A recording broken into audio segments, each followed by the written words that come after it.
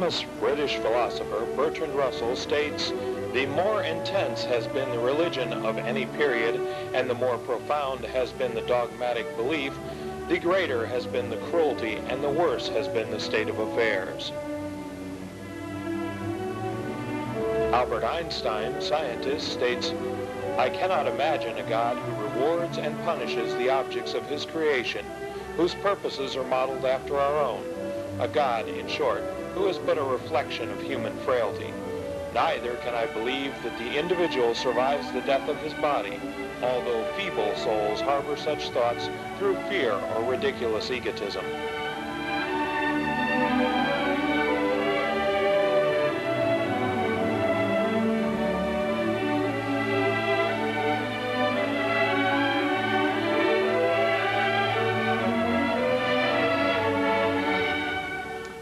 Hello and welcome again to Atheists of Florida Forum. I'm Dr. Albert Lyngzeidelson, the host and also chairperson for the organization.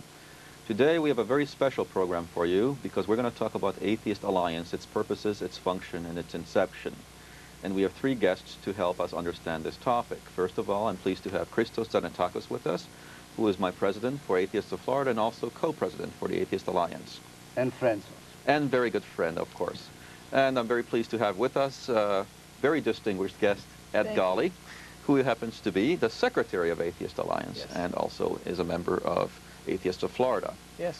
And also with us today is Brent Yaciw, who's a doctoral student in English at FSU and happens to be also president of Humanists of the South Coast. Excuse me, I keep messing that. Sun Coast. Sorry. Coast. Totally undistinguished. Though. Totally undistinguished. Well, if I could get us started, when I became chairperson of this organization 2 years ago, I thought perhaps one of the most important purpose for us to achieve in the next few years is to bring out the many closet atheists that are out there. It's been something of a pariah term to be called an atheist, and that's unfortunate. And just like other repressed minorities in our culture have taken the courage to come forward and be counted, minority groups, gay activist groups, and feminists, I think it was high time that atheists be willing to come forward and proudly announce to everyone that they are atheists and are not apologetic about it. And so many groups have formed under such titles as freethinkers, humanists, secular humanists, freedom from religion, and various other organizations who all aspire to the same goal, namely to ensure that there is an absolute and total separation of church and state in this country that respects the Constitution. Secondly, to ensure that minority religious groups, including atheists and non-believers, be equally protected in their right to not believe.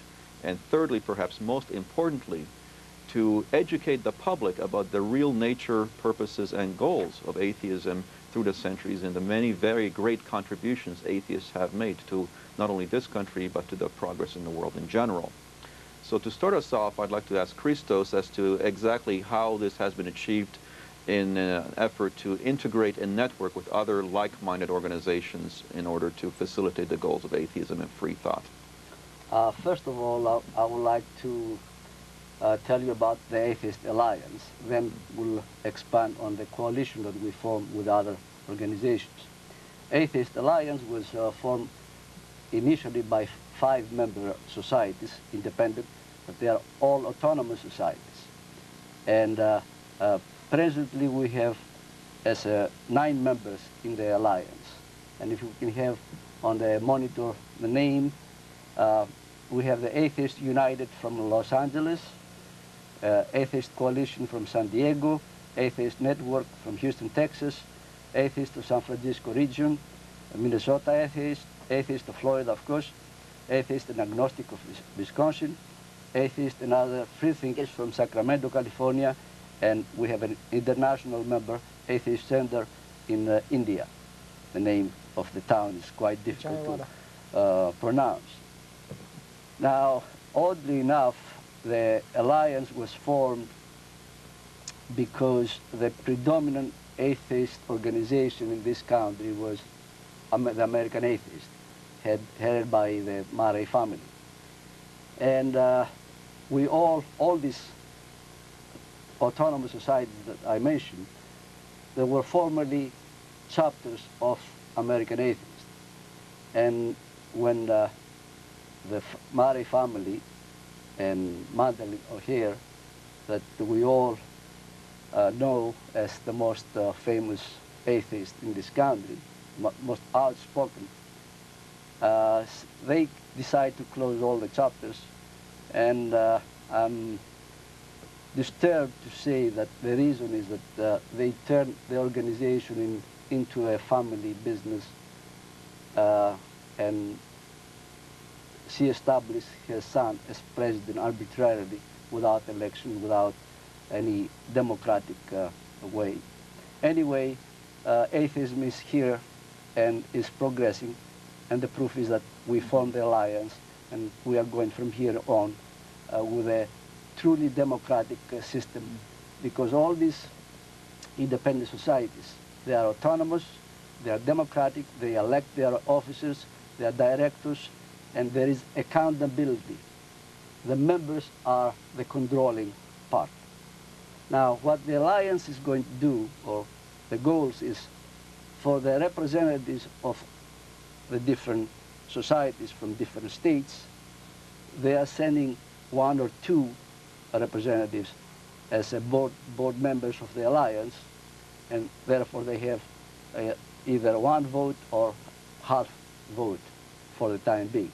Later on, we might change the constitution of the alliance, and we might introduce a different system of representation according to the size, for example. But basically, now this is how we operate. Well, I guess the bottom line is it's absolutely essential to recognize that there are far more atheistic and free-thinking individuals out there in society than has previously been recognized. And that's crucial for the many organizations that have a like-minded goal of free thought to integrate a network and present a united front to society, to education, and to politics. One of the organizations in this umbrella network is called Obitar, which takes it as one of its perhaps most important functions to monitor how religion is oftentimes implicitly smuggled into education and into various other publicly promulgated policies, and to make it very clear that this is unconstitutional, that the person who is non-religious is a good citizen, is a worthwhile member of society, and ought not to be scapegoated or ridiculed or in any way intimidated by the religious majority. Now, Ed, if you could perhaps do us the favor of perhaps telling us a little bit about Obitar and its specific 4 or 5 goals that it has. Specifically, what it stands for is objectivity, accuracy, and balance in teaching about religion. And I think about is the operative word here, because this project began in 1990 out in California, which, as you know, is one of the large volume school textbook buyers in the country, and can therefore dictate the content of school textbooks that are sold throughout the country. A review of all the 6th, 7th, and 8th grade textbooks disclosed that there was really no teaching about non-religion in any of the books. In fact, the very concept that non-religious people were involved in either the history of this country or, for that matter, the history of the world at large was just a completely ignored topic. So Obitar was formed to attempt to remedy that, especially with respect to this country, because when we teach that religion is an integral part of our country's foundation and the basis of its laws and this type of thing, that's really a violation of our Constitution. We're establishing religion as an aspect of our country, ignoring all the non-religious people, the skeptical people, the scientific minds that went beyond this and gave us the true basis for what our law is and our whole foundation. And of course, as I say, this isn't only in our country, but throughout history. So Obitar attempts to go in and establish a balance in our textbooks. Oftentimes it's been pointed out that many great Americans that we learn about were in fact atheists, but this is either completely ignored or very much downplayed in textbooks. Right. Thomas Edison, Thomas Jefferson, Mark Twain. And it steers the thinking that we hear so often as atheists, that our country is somehow a Christian nation, that the founders were all Christians and they wanted a nation whose laws were all based on Christianity. Well, of course, that's exactly what they'd come away from in Europe, primarily in England, of course, was to get away from a state or a national church. And so when we hear people say that as atheists, we're often completely perplexed with how these ideas come up. If the Founding Fathers had wanted to create a Christian nation, why wouldn't Article 1, Section 1, Sentence 1 of the Constitution be, the United States is formed as a Christian nation, all laws will be based on Christianity? But in fact, they wrote quite the opposite, didn't they? Mm-hmm. That Congress will make no law establishing religion. So we have freedom of religion, but we don't have religion incorporated or any religious ideas incorporated in the foundation of our country.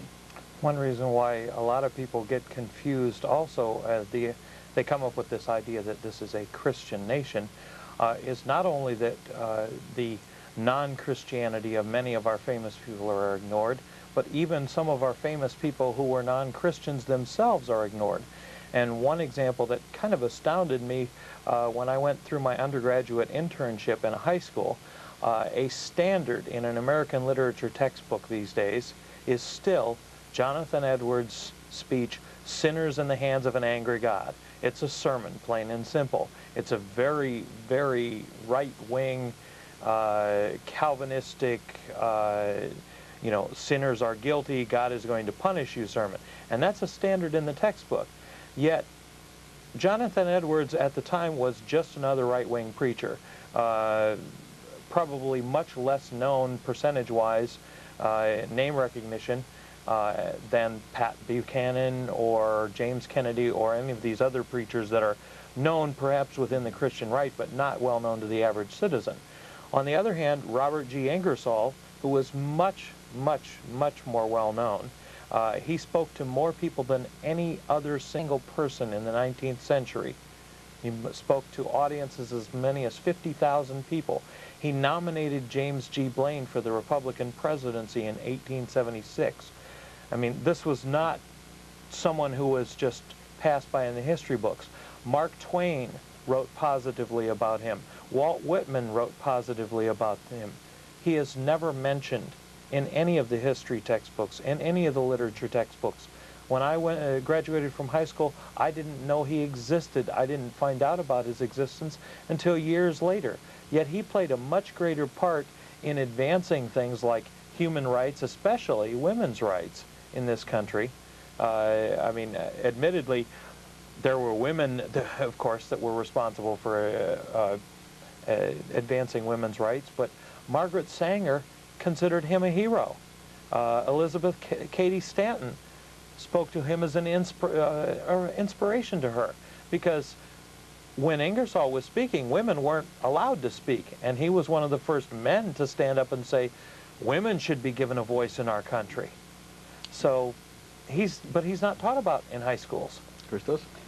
Well, I would like to come back to the Atheist Alliance. As I said, we have 9 members now, member societies, and I would like to mention that we extend invitation to several other societies that they are existing now, and our plan, we are expecting them to join us soon and increase our numbers, and we are planning also to try to establish autonomous atheist societies in every state of the Union, and eventually all the independent societies will form a Congress. Well, I think it's important also to point out to our viewers that the interest of protecting atheist and free thought rights also protects the rights of any minority religious group or non-religious group equally, because if the atheist or the free thought person is going to be suppressed or repressed or vilified, discriminated against, so will the Jewish individual, the Buddhist individual, the Taoist individual, anybody that is not mainstream religion. So it's not just in the interest of an atheist to have atheist rights protected. It's any religious group that finds itself on the outskirts or on the minority side of the equation, as we will. I've compared the formation of the Atheist Alliance to the Allies during World War II. Essentially, what we're forming is to protect minorities against the Nazis, the far fringes of the Christian right. We're not here to violate someone else's religious rights. I mean, if you want to have a religion and your religion does not violate our rights, that's your business. but we're primarily interested in those Christian rightists who would attack us and try and lump the blame of society on us. And again, getting back to the education issue just a little bit, that's another thing that has been overlooked often in the teaching in high schools. They will teach you in high schools about the Nazis and the Holocaust, perhaps. They won't mention that Adolf Hitler was brought up as a Catholic, always considered himself a Catholic, was never excommunicated by the Catholic Church, and signed a concord with the Catholic Church in 1933, and pushed for religious education. They don't mention this in high schools. One point. The Catholic Church also saw to the successful escape of many Nazi war criminals right after World War II and ensured their safe passage to Argentina. There was a prime-time television program about that just recently, tracing the escape of the Nazis. So yes, I did leave that out. But that's an example of the type of thing that is left out by era history books. You get the impression, as a matter of fact, someone even told me this the other day who happens to be a Catholic, you get the impression that Adolf Hitler was an atheist. She even said, Adolf Hitler was an atheist, that's why he was killing the Jews. And I said, Adolf Hitler was not an atheist in no way, shape, or form. But this is the impression that a lot of people get from the teaching in public schools. Well, on the contrary side of that, with talking about misimpressions, I suppose, one of the things I'm constantly confronted with, and I think that this puts many atheists on the defensive, is, and I'm sure you've heard this too, is if you're an atheist, how can you be moral? Are you a communist if you're an atheist? And most importantly, well, if you're an atheist, what have you got to live for anyway?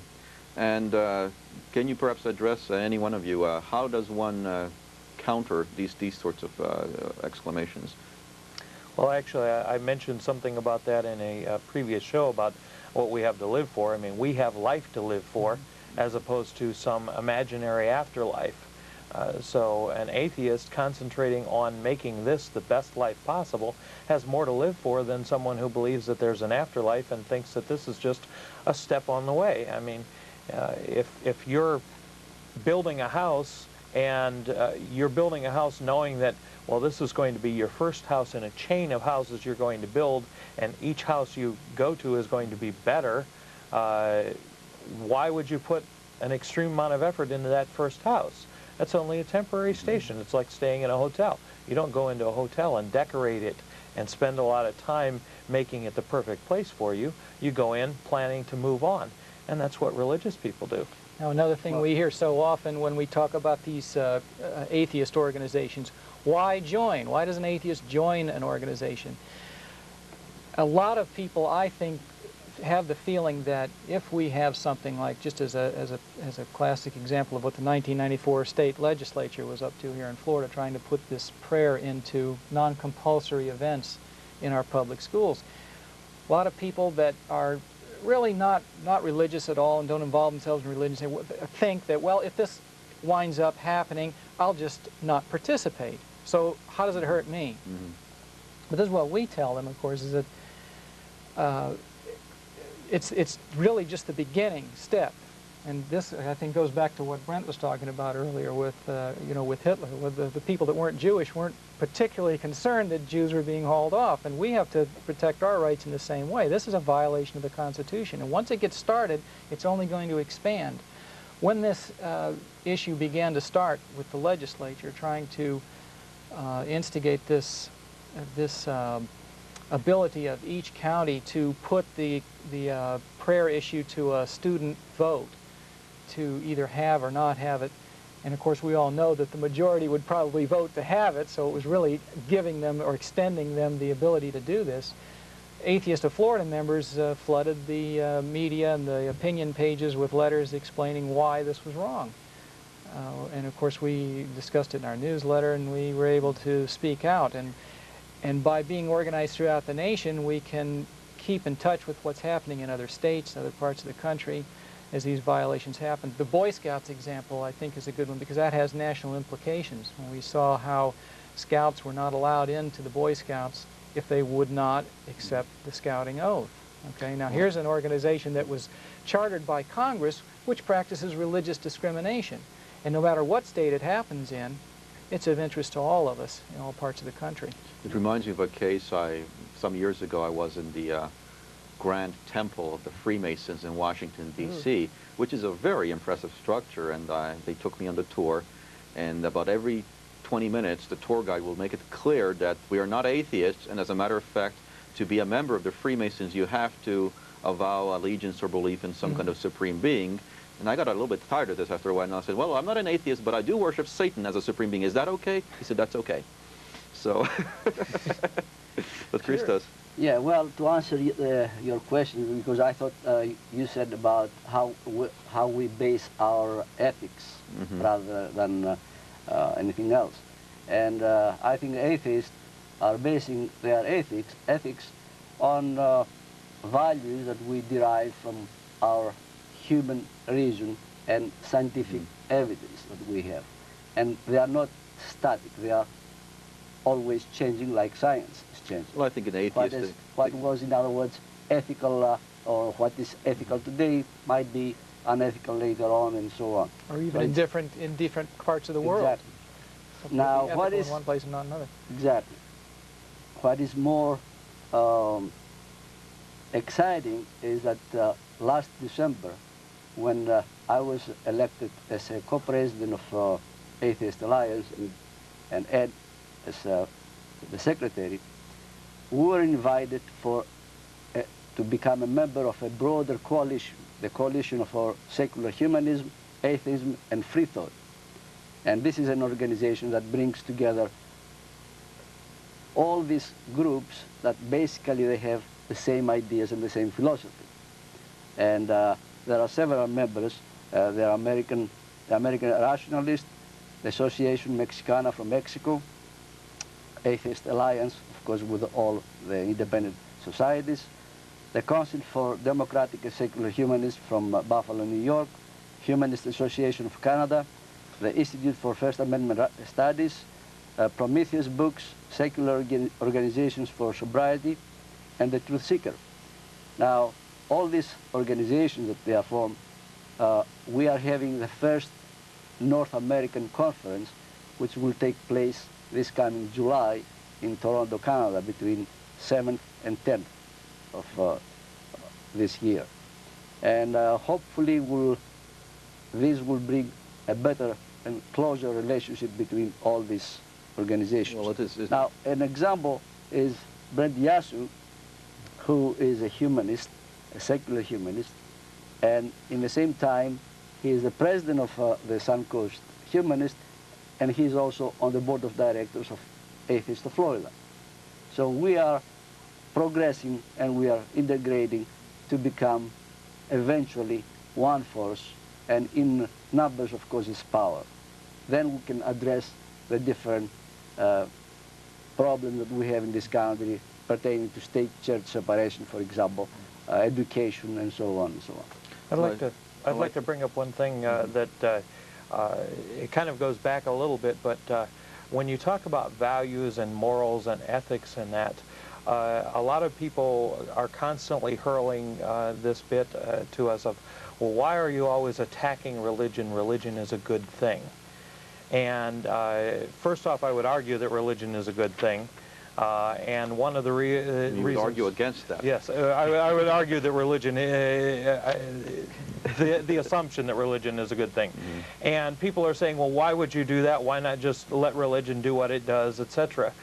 And I finally came up with an analogy that I think works for people, and that is that we as atheists, frankly, cannot ever offer what a religion offers. We cannot offer you eternal life. We cannot offer you a father figure in heaven who's watching over you and taking care of your every move. In a way, we're offering people $1 bills. We're offering them reality. And we're offering to trade those $1 bills for 20s. The thing is that all the 20s are counterfeit. And you can't trade somebody a $1 bill for a 20 until you've convinced them that their $20 bill is a counterfeit. And that's what we're fighting against. We have people running around who think they have $20 bills in their hands, but all their 20s are counterfeit. And we have to first demonstrate that these $20 bills are counterfeit before we can convince them that our ones are going to do anything for them. Well, I think another thing we have to convince people, though, is that for all too long, people who are atheists or atheistically minded have been reluctant to express this, that atheists were all too often scapegoated, they were denigrated, they were made to feel like pariahs.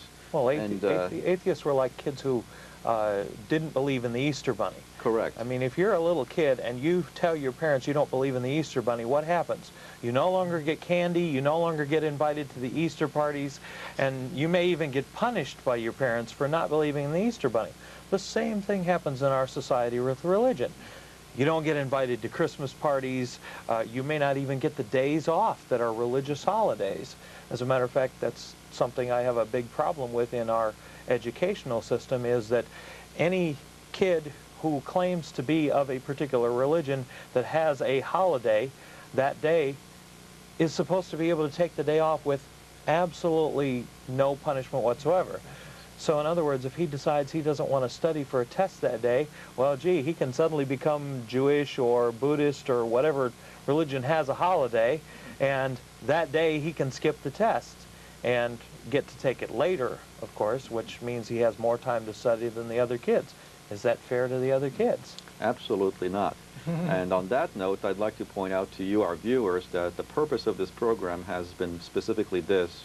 We hope that if you are a person who's free-thinking, atheistic, secular, or at the very least a person who thinks all religious groups, even the non-popular ones, should have equal freedom in our society, I urge you and invite you to join our cause, because it is very important to safeguard the freedom of expression of thought, feeling, and indeed religion too in this country, and not have it suppressed by a majority view.